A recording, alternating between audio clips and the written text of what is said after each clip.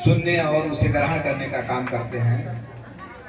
देखिए, आज का दिन सिर्फ और सिर्फ ऐसे संत की जयंती है जो पूरी दुनिया में अपने ज्ञान, अपने जीवन शैली से विश्वविख्यात हैं।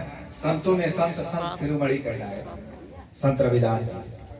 वो ऐसे संत थे जो अपने जीवन काल में, उस दौर में जब छुआछूत, ऊंच नीच, छोटे बड़े का भेदभाव चरम पे था, फिर भी वो अपने इरादे से हटे नहीं, डटे रहे। और उन्होंने ये करके दिखाया कि देखिए, इंसान के अंदर निष्ठा और ईमानदारी अगर हो तो कोई कार्य कठिन नहीं हो सकता है। उन्हीं के दौर में, उनके समकक्ष में तमाम ऐसे संत गुजरे, लेकिन आज वो वर्ग विशेष में बैठकर रह गए। लेकिन संत से रविदास जी ऐसे संत हुए जो पूरी दुनिया में अपनी छवि, अपनी जीवनी से एक छाप छोड़ करके चले गए। वो इसलिए क्योंकि उनका तरीका बहुत सरल और बहुत शुद्ध था। वो गलत चीजों का विरोध करते थे, हमेशा समाज की समानता चाहते थे। उनका सपना था, उनका अपना एक सपना था कि ऐसा राज हो जहां ऊंच नीच, छोटा बड़ा कोई ना हो, हर व्यक्ति समान हो। लेकिन क्या ऐसा हुआ? नहीं हुआ। हम खाली कल्पना कर रहे हैं। जैसे हमारे भाई ने कहा कि हमारे इतिहास को दबाने का काम किया जाता है सदियों से। वो इसलिए कि ये समाज भोला भाला, कमजोर रहा, ये शिक्षा से दूर रहा, और शिक्षा न ग्रहण करने की वजह से उसे हर चीज को ला करके थोप दिया गया, और थोपा ऐसे गया कि उसे बता दिया गया कि ये फला है, तो वो मानता चला आया आज तक। लेकिन जब शिक्षित हुए, वो तो धन्य है बाबा साहब जिन्होंने पूरा संघर्ष करके, अपनी पूरी जिंदगी खपा करके, सारी परेशानियां झेल करके, भूखे प्यासे रह करके, फटे कपड़े पहन करके हमें और आपको अधिकार दिए।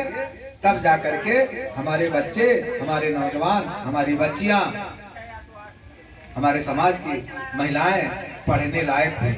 और जब पढ़ी तब तक बहुत देर हो चुका था, क्योंकि हम जिस महापुरुष की बात कर रहे हैं वो 15वीं शताब्दी के थे, यानी 600-650 वर्ष पहले की बात है।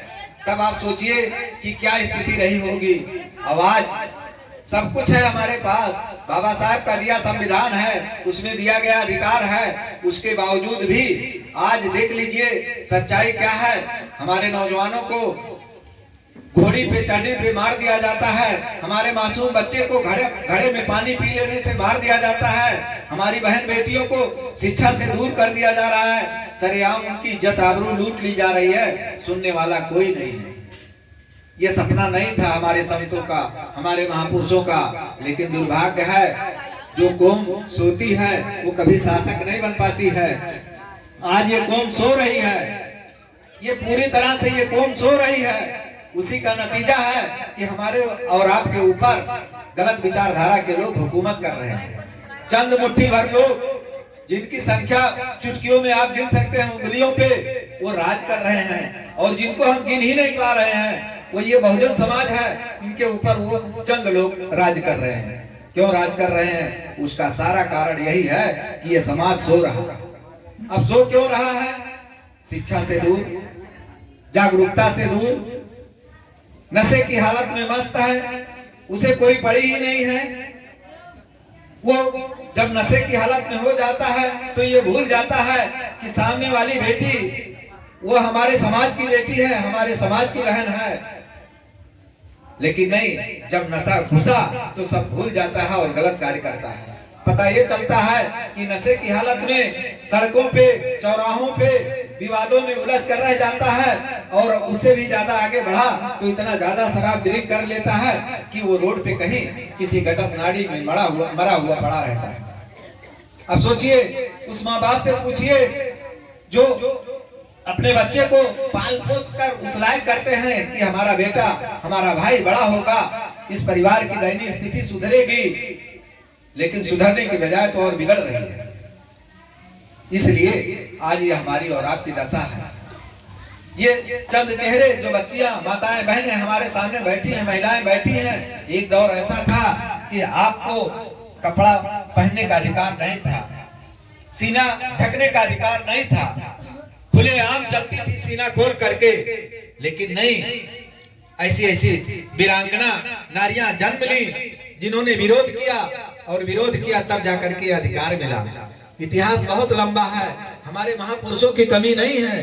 कमी अगर है तो सिर्फ इस बात की है कि जागरूकता की कमी है। हमारे लोग या इकट्ठा हो करके अपनी बातें सुनते नहीं हैं, अपने महापुरुषों के बारे में जानना नहीं चाहते हैं, उनके जीवनी के बारे में जानना नहीं चाहते हैं। और जिनकी सरकारें हैं ये तो हमारे इतिहास को खत्म करना चाहती है। ये तो चाहती है कि ये समाज जैसे पीछे झाड़ू आगे हाड़ी होती थी, गुलामी की जंजीरों में झगड़े रहते थे, ये महिलाएं सिर्फ उनके लिए एक भोग का साधन थी, उसी रास्ते पे फिर ले जाना चाहते हैं। तो इसको समझना होगा, और इसको समझने के लिए सिर्फ और सिर्फ बाबा साहब ने कहा, ऐ मेरे लोगों, मुझे मूर्तियों में मत खोजना, मुझे किताबों में खोजना। क्यों? क्योंकि जब आप किताब पढ़ेंगे तो अच्छे बुरे का ज्ञान होगा। इसीलिए बाबा साहब ने कहा शिक्षित बनो, यानी पढ़ लिख लो। जब पढ़ लिख लेंगे तो आपको अच्छे और बुरे का ज्ञान हो जाएगा। यानी कोई ऐसा व्यक्ति, कोई